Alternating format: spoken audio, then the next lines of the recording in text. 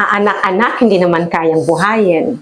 Anak-anak, magrereklamo sa pag-aalaga. Hindi naman namin ginustong mabuhay eh. Kayo ang may kagustuhan yan eh. Huwag niyong ipapamukha yung paghihirap niyo sa panganganak at pagpapalaki. Obligasyon niyo yan eh. Responsibilidad niyo yan bilang magulang. Mga mentality ng mga kabataan ngayon, wala nang paggalang sa mga matatanda at wala nang paggalang sa sakripisyo at pagmamahal ng mga magulang nila. Lalo na ng mga bagong sibol ngayon, yung mga kabataan ngayon, nakakalungkot talaga. Hindi yata nila naiintindihan yung ibig sabihin ng salitang honor. Ano nga ba ang ibig sabihin ng salitang honor?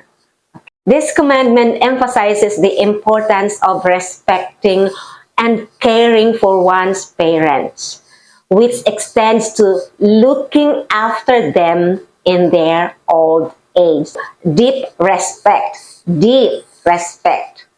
love, and care. Paano nga ba magrespeto sa mga magulang? Sa pananalita at mga gawa, speaking and acting towards them with respect and kindness ng mayroong kabaitan, acknowledging their role and wisdom. Ina-acknowledge mo yung kanilang role as parents and ang kanilang katalinuhan dahil sa kanilang edad at sa kanilang posisyon sa buhay bilang magulang. That is to respect. Obedience. Yan. Maraming nahihirapan dito sa salitang obedience. Paano nga ba mag-obey? It is to follow parents' guidance and advice, especially when you are younger and still under their care. Pagsunod sa gabay ng mga magulang at sa mga advices, mga ipinapayo, lalo na kung ikaw ay bata pa at nasa poder ka pa ng iyong mga magulang. Yan ang obedience. Ano naman ang care? Care is providing for their needs, especially as they age, ensuring they are well taken care of physically, emotionally, and financially if necessary. So, anong ibig sabihin nito? Ang care daw ay pagbibigay ng kanilang mga pangangailangan, lalo na kung nagkakaedad na o tumatanda na ang inyong mga magulang. Physically, emotionally, and financially if necessary. Emotionally kasi pag tumatanda ng tao, nagiging mainitin ang ulo, matampuhin. Kasi marami ng mga factors yan eh. Kasi 'di ba, pag tumatanda, nagiging weak, humihina na yung hindi na siya gaanong kumikita. Kumbaga yung opportunity niya, limited na, yung eyesight niya, hearing niya. So yung insecurities nandoon, humihina ang katawan. Kaya need natin na pangalagaan ang ating mga magulang. That is part of honoring your parents. And financially.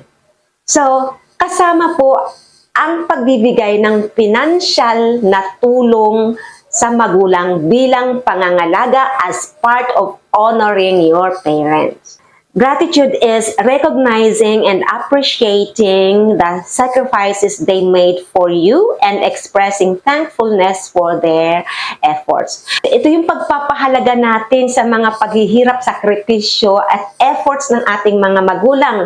Kung paano tayo binuhay, pinalaki mula maliit, mula ipinanganak, gabi-gabi, araw-araw, ilang taon walang tulog ang nanay, hanggang sa pag-aral na siya, turuan mo na lahat-lahat. Hanggang sa mag-18 years old siya, nakaya na niyang humilo sa sarili niya na hindi na kailangan ng nanay, pero andyan pa rin ang nanay. Maswerte yung mga mayroon, di po ba? Maswerte yung mga lumaki na sa mayamang pamilya, may pera, hindi man mayamang-mayaman, pero can afford na hindi na mamumroblema sa pangangailangan ng kanilang mga magulang dahil yung mga magulang nila mismo, sila na ay sapat na rin, may naipong sapat para sa kanila at pasiguro sa kanilang pagtanda kasi meron nga sila. Hindi lahat kaya yan.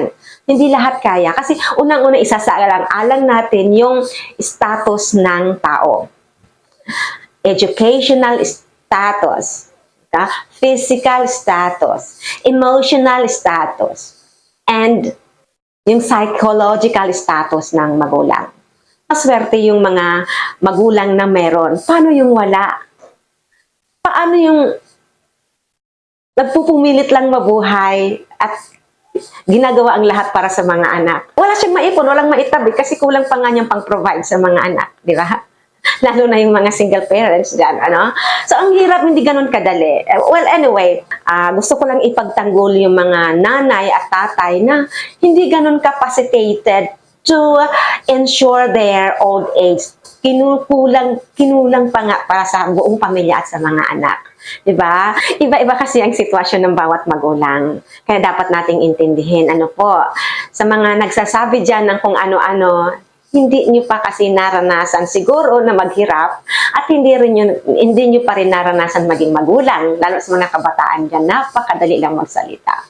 Pero pag nandyan na, mama pa rin, pupunta pa rin sa mga magulang. Di ba? May asawa't anak na, may asawa't lahat-lahat, ay pupunta pa rin sa mga magulang para humingi ng tulong, magpaalaga ng mga anak nila. So, di ba? Nasaan ang gratitude at pagmamahal? To honor your parents is to show deep respect. You revere. You put them up higher. Yung honor, yung respect na beyond sa respeto na binibigay mo sa ibang tao. Kahit pa sa mga kapatid mo. Nasa taas lagi yung pag-honor sa magulang kasi ang magulang ang pangalawang Diyos ng mga anak dito sa lupa.